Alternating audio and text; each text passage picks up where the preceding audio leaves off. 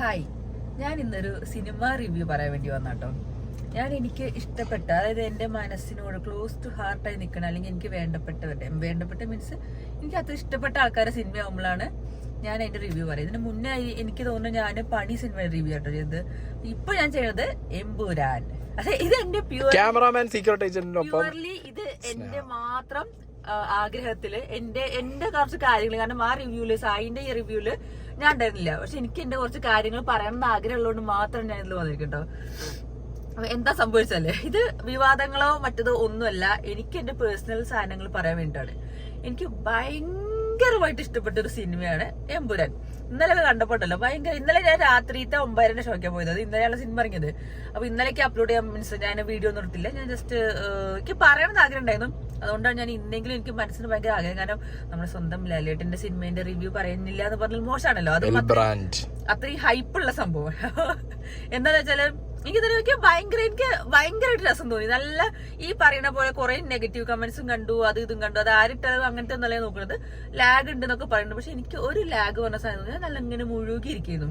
പിന്നെ ലാലേട്ടനെ കാണാനുള്ള ഒരു ഭംഗിയുണ്ടല്ലോ, ആ ഒരു രസം, മുഖത്തും ആ എടുപ്പും ചിരിച്ചുള്ള നടത്തൊക്കെ കാണണ്ടല്ലോ, നല്ല അടിപൊളിയായിരുന്നു.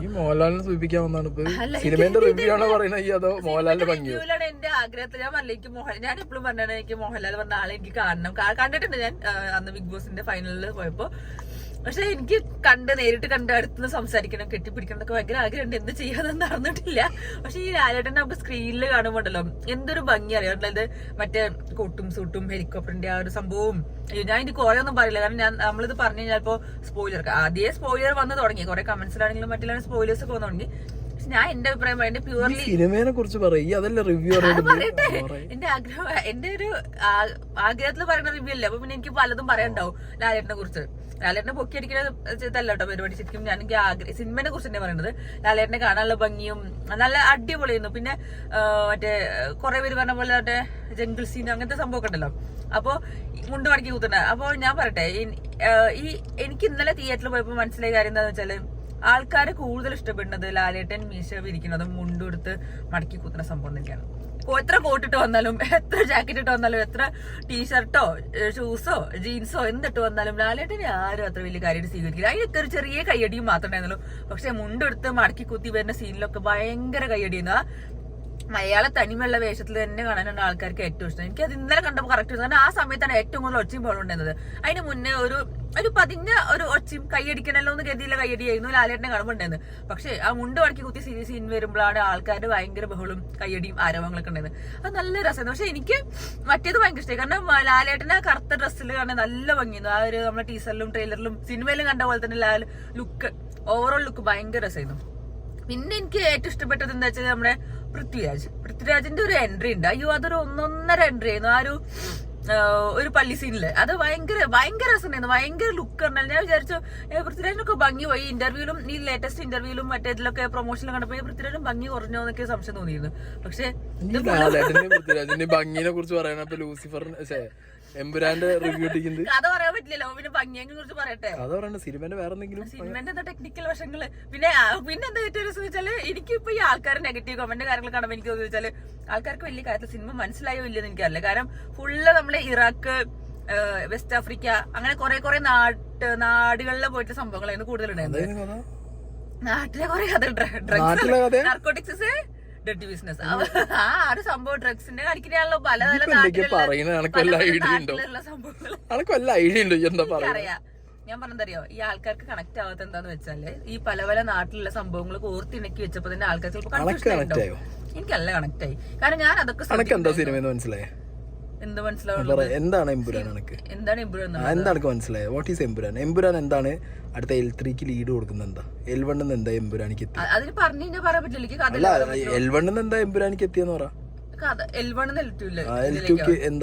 അബ്രാം ഖുറാഷിന്റെ ഒരു ഇവോൾവ്മെന്റ്, പിന്നെ മസൂദിന്റെ കാര്യങ്ങള്, ബേസിക് കാര്യങ്ങള്, അതിന്റെ രാഷ്ട്രീയപരമൊന്നും ഞാൻ പറയണില്ല. അതും മതത്തിന് എന്താ പോണേ?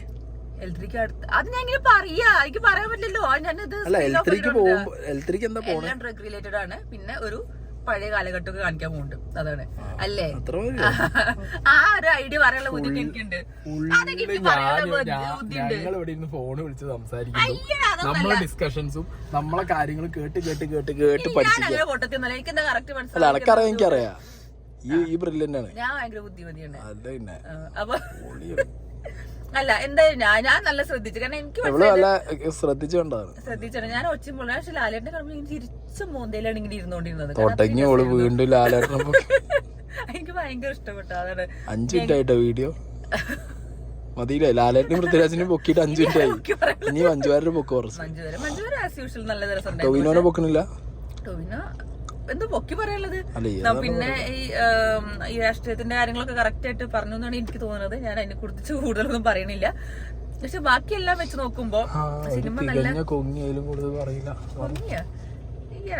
ഞാന് എനിക്കങ്ങനെ ഞാൻ ഒരു പാർട്ടിയിലില്ലാത്ത ഒരാളാണ്. ഞാൻ അങ്ങനെ ഒന്നിലുള്ള ആളൊന്നുമല്ല. എനിക്ക് ഓരോ കൺസെപ്റ്റ് ഈ പറയുന്ന പോലെ ഐഡിയാസ് ഒക്കെ എനിക്ക് ഭയങ്കര ഇഷ്ടമല്ല. അതൊക്കെ ഓരോ ഒരു പാർട്ടിനോടും കൂടുതലുള്ള ആൾക്കാരൊന്നല്ല. എനിക്ക് ഇഷ്ടമാണ്. ഇഷ്ടമാണെന്ന് വെച്ചാൽ എല്ലാവരും ഇഷ്ടമാണ്. റിവ്യൂ അപ്പൊ ഞാൻ എമ്പുരാന്റെ റിവ്യൂ പറയുമ്പോ സിനിമ മോഹൻലാലിയും പൃഥ്വിരാജിനും ഭംഗി പറയാൻ പറ്റില്ല.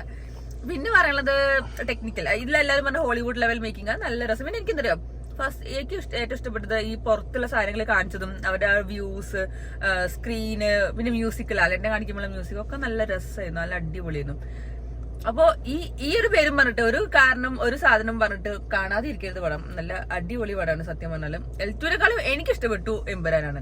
പലരും പറഞ്ഞു എൽറ്റു സോറി L1-നെക്കാളും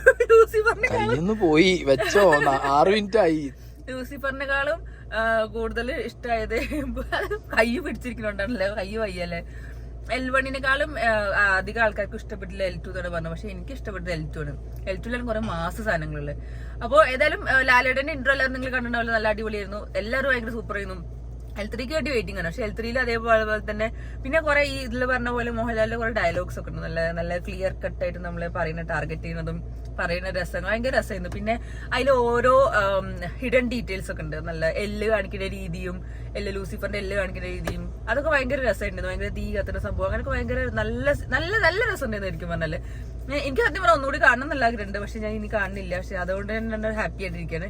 അപ്പൊ ഞാൻ പറഞ്ഞ പോലെ എന്റെ ക്ലോസ് ടു ഹാർട്ടായ സിനിമയായ ഒരു എമ്പുരാൻ അതേപോലെ ഒന്നായ എമ്പുരാന്റെ റിവ്യൂ പറഞ്ഞൊക്കെ ആഗ്രഹം ഉണ്ടായിരുന്നു. അതുകൊണ്ടാണ് ഞാൻ പറഞ്ഞത്.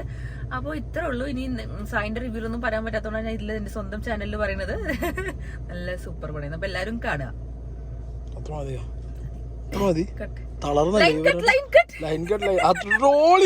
ഇത്രയും നേരം പൊക്കി പറഞ്ഞിട്ട് ഇതാണ് ഇത്രയും നേരം ലാലേട്ടനെ പൊക്കി പറഞ്ഞ് ലാസ്റ്റ് ലൈൻ കട്ട് എന്തിനാ പാവത്തിനെ ട്രോളിന് എങ്ങനെ എന്തിനാ? എന്റെ മനസ്സിലിരിപ്പതാണ്. ശരി